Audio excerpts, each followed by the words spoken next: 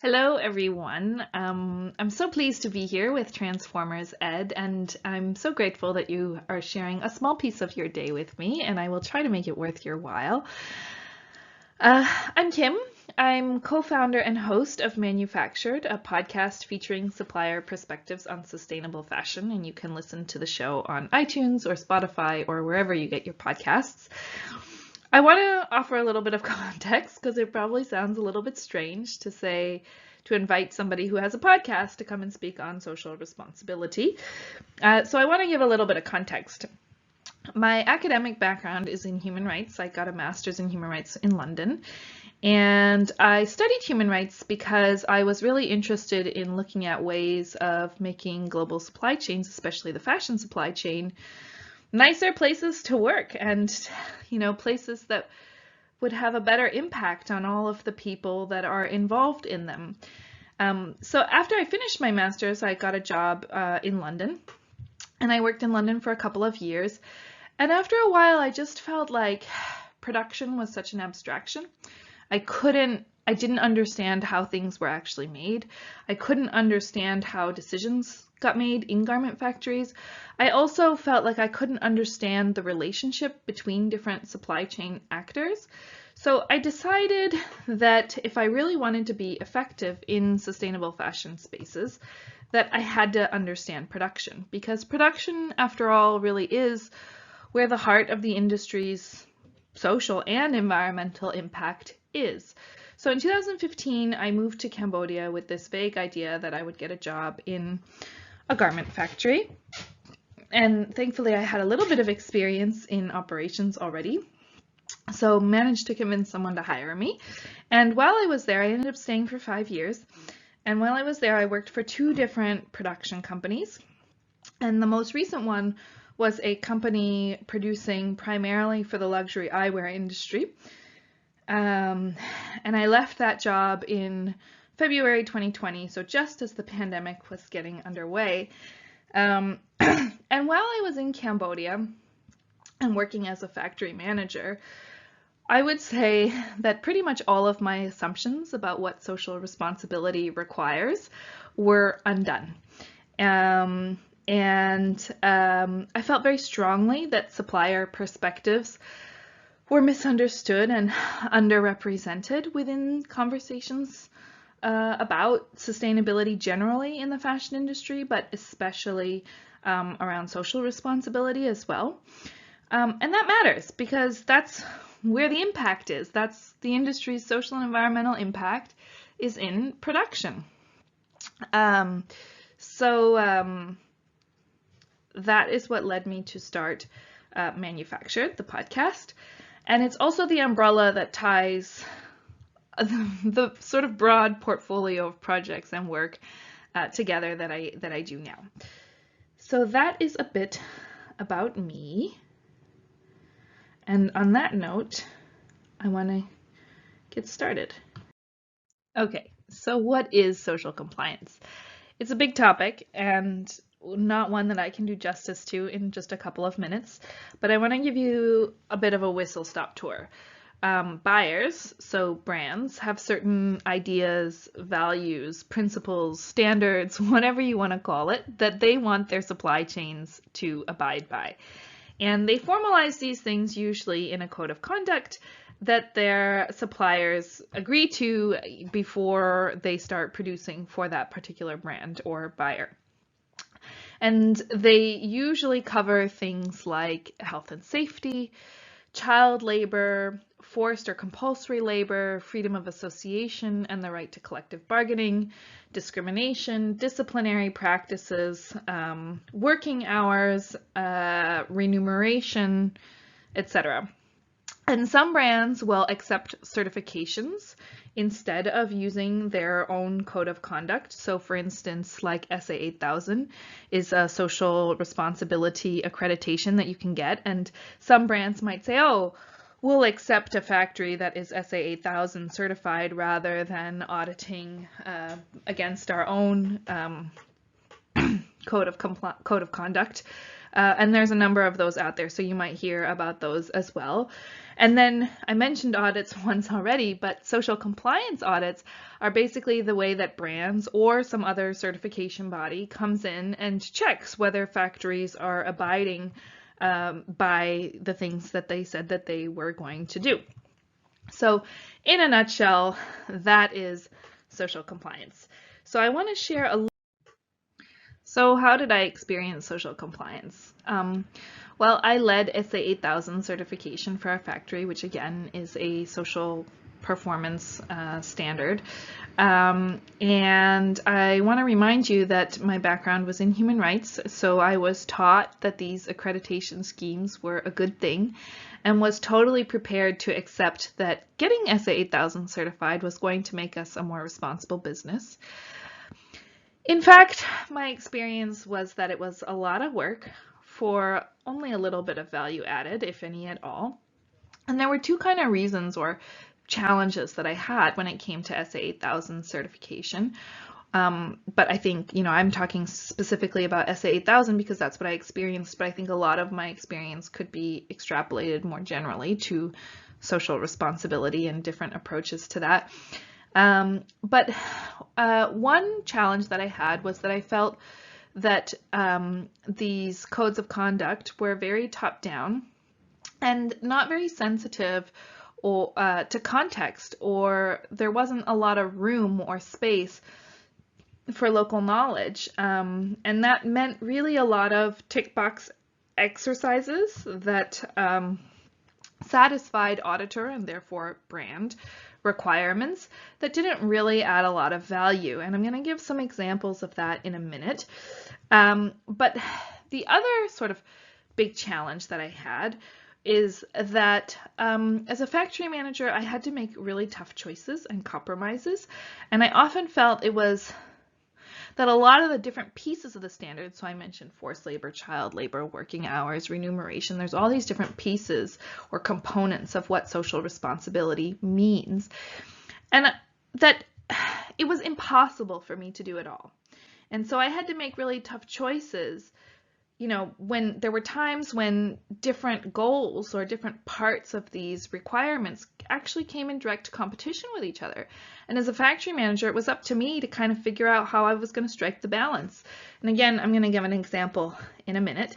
But what I sort of was frustrated about with my experience with social responsibility is that they didn't help me as a factory manager to make the hard choices. So I want to give you a scenario to explain a little bit what I mean. So I'm going to give you two scenarios.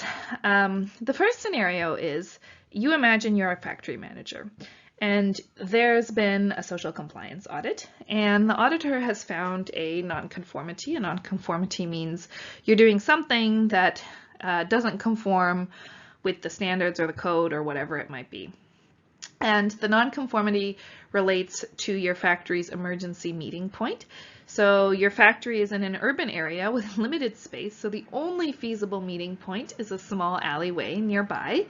And the alleyway is occasionally used by motos and tuk-tuks, but never by cars. And the auditor wants you to purchase roadblocks to ensure that staff are not hit by traffic during evacuation drills. Your personal view is that the limited motos and tuk-tuks that are using this alleyway don't pose a serious safety risk to staff. You've also polled your staff and they agree with you, and you can provide documentation to show this. Now this really happened to me during an audit. So as a factory manager, you have a couple of choices. You decide that you're going to satisfy the auditor anyways and spend $250 on official roadblocks. And this is equivalent to a production worker's salary for a whole month. Or you decide to put your money towards something else, like staff salaries, and accept that your corrective action plan from the auditor will remain open, and that you will have to explain your inaction to the next auditor who comes to follow up, and also to your customers, so to the brands that you produce for, both of whom are likely to distrust your judgment of the situation, even though you're a lot more familiar with the local context than they are. neither option is really a great option, and both of them have their trade-offs. In my case, I decided to spend the $250 because I wasn't about to enter into a conversation with my brands about why I hadn't done this, because my experience with those conversations was that the brand would say, hey, you do this, and it's very sort of, there's no room for conversation. But it came at a price, right? And in a way, that price was sort of counter to some of the other goals that social responsibility is trying to achieve. You know, $250 doesn't sound like a lot, but it's one person's whole month's salary. All right, I want to give you another scenario. In this scenario, again, you're still a factory manager, and you have a new client who's interested in moving their business to your factory. It's a client you're excited about working with because you seem to be aligned on values and on product portfolios, and so landing them would represent a 50% increase in your revenue. You've also just lost a big customer who has moved their business to Myanmar due to lower wages you're producing in Cambodia. And so landing this new client would mean being able to secure the jobs of all the workers you already employ, some of whom you would otherwise have to lay off. And the potential client the new client is ready to place a trial order for 200,000 pieces, but they need the goods in just 2 weeks. And normally this would take you at least 4 weeks to produce. And you don't have any time to hire additional staff. So you have 3 options.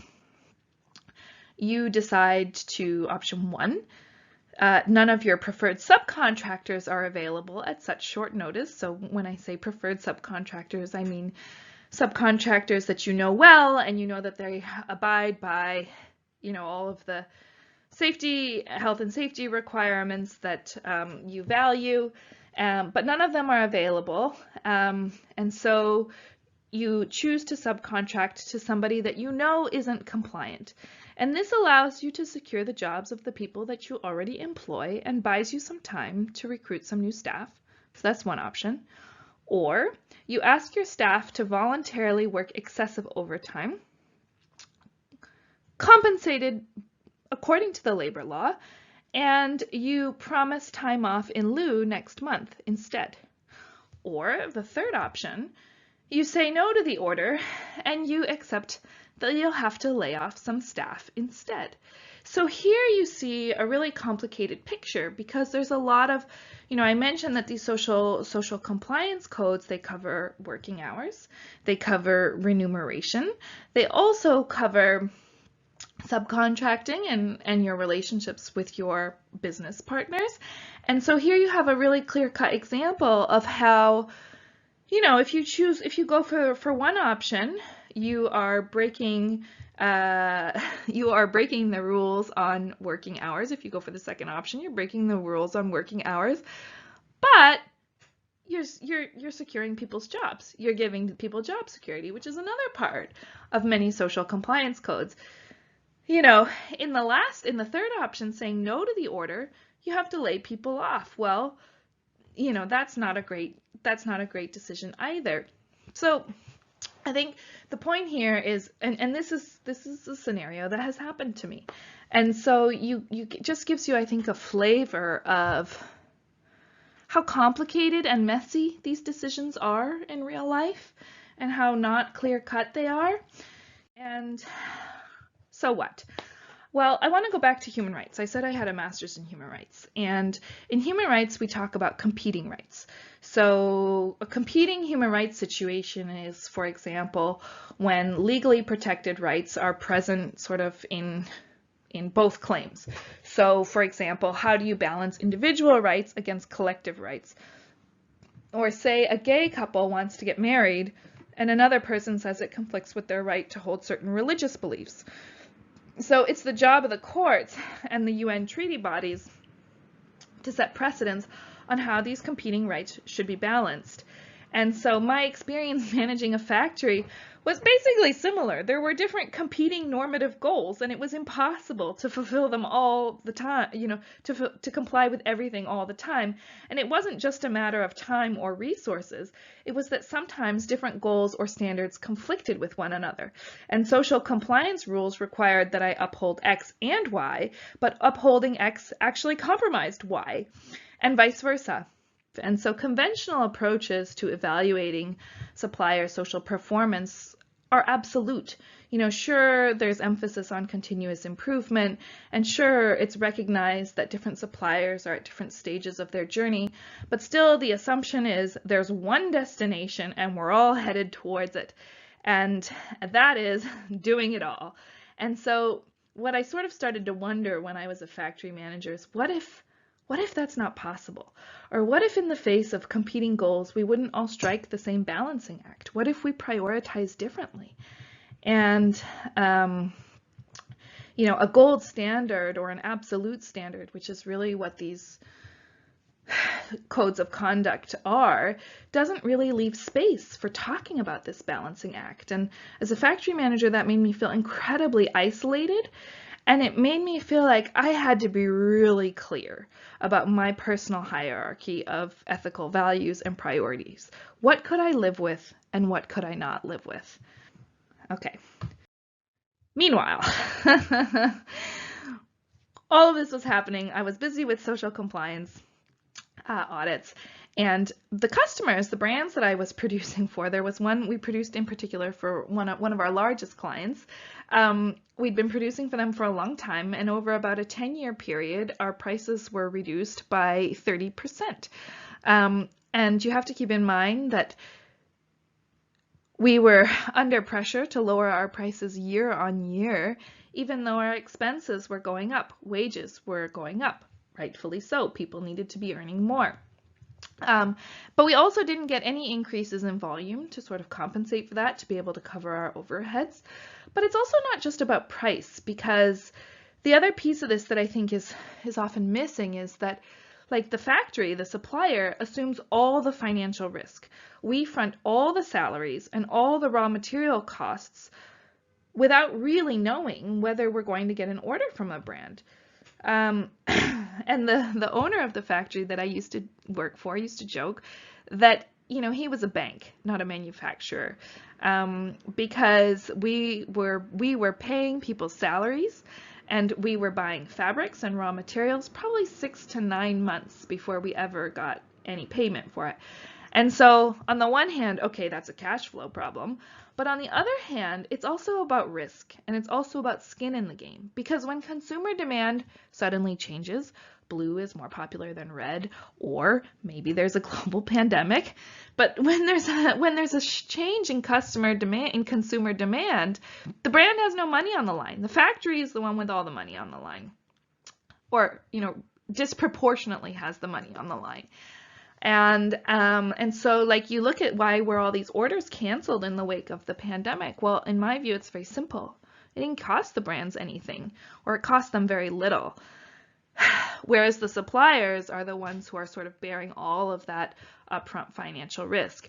And so I bring this up because all of these things really impacted my ability to behave responsibly as a company. So on the one hand, you have these social compliance schemes, which, as at least my personal experience was, I was a little dubious about how helpful they were. And on the other hand, you have these business practices that are actually making it harder for us to be a responsible business.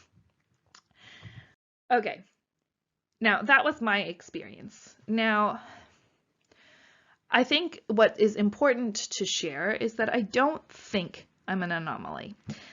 And, I think there's increasing consensus within the industry that our approach to social compliance and social responsibility, namely these audits, isn't working. And you can see that with just a quick scan of the news. In the last year, there have been a number of labor rights scandals, whether you think about Boohoo or there were reports of gender-based violence in Fabletics recently. These scandals keep happening, and they keep happening in places that have allegedly been audited, or where brands will say, we didn't know that our stuff was being produced there. So something isn't quite going right. And brands will often respond to this with things along the lines of like, well, we audit our suppliers, but our supply chains are so complex and so, global that it's very hard for us to effectively control what they all do. And I sort of really take issue with this because it really is sort of claiming a moral monopoly. Because what it's saying is like, well, as a brand, our own business practices aren't implicated at all. We are implicated to the extent that we have failed to verify how somebody else's behavior, or how somebody else is behaving. But our own practices, they're okay. And I'm going to come back to that in a minute. This is also a theme that comes up again and again on the podcast. And I've highlighted here a couple of episodes where we talk about the limits of the way that the industry currently approaches social compliance. So in episode 27, we talked to Shahi Exports, which is one of India's largest manufacturers. They employ over 100,000 people. And they talk about why they've set up their own research center called Good Business Lab to look at worker well-being, because the stuff that they were getting from top down wasn't totally making sense to them, and they wanted to be able to lead on the conversation. In episode 57, we talked to Gladys Tsang, who used to be a social auditor, and that experience left her feeling like the social compliance audits were inadequate, and so she sort of talks about how she, has tried to move away from that in her current work working for Chibo, which is a German brand. In episode 51, we talked to Professor Raymond Robertson, who is an economist and a researcher, and why, his research has led him to the conclusion that social compliance data is necessary but a not sufficient metric for looking at worker well-being. And then last week, we actually just released, or 2 weeks ago, we just released episodes with Dr. Divya Jyoti, who is also an academic. And her research is all about how do workers experience these codes of conduct that buyers put in place for their suppliers.